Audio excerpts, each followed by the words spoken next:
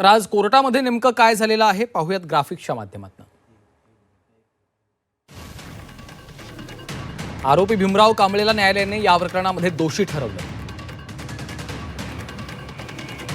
ज्या ज्या कलमांखाली खटला चालला ते सर्व गुन्हे सिद्ध झाले।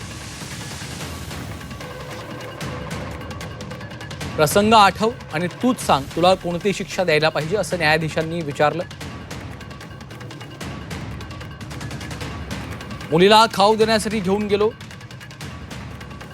भीमराव कांबळेला कोणताही पश्चाताप नाही, तो दयेच्या लायकीचा नाही असं सरकारी वकिलांनी सांगितलं। लहान मुलीच्या अंगावर आरोपीनं 18 जखमा केल्या। आरोपीला फाशीची शिक्षा देण्यात यावी अशी मागणी सरकारी वकिलांनी केली। आरोपीला वाचवण्यासाठी त्याचं कुटुंब देखील पुढे आलं नाही। कुटुंबानं 2 वेळा सुधारण्याची संधी देऊनही आरोपी सुधारला नाही। गुन्ह्यातील घटनांची संगती लागत नाही असं आरोपींच्या वकिलांनी म्हटलंय। तर आरोपी स्वतःच्या घटनेमुळे धक्क्यात आहे। आरोपी वृद्ध असून त्याचं वय 65 वर्ष आहे। वृद्ध आरोपी इतका क्रूर गुन्हा करू शकतो का? आरोपीला जन्मठेपेची शिक्षा द्यावी अशी मागणी आरोपीच्या वकिलांनी केली।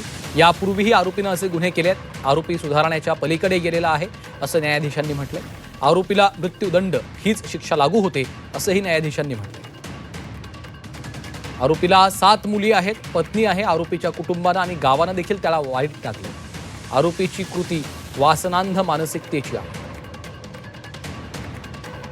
अंतिम निकाल 29 जून रोजी सुनावणार असल्याचं न्यायाधीशांनी सांगितलं। आज फक्त दोषी ठेवलेला आहे।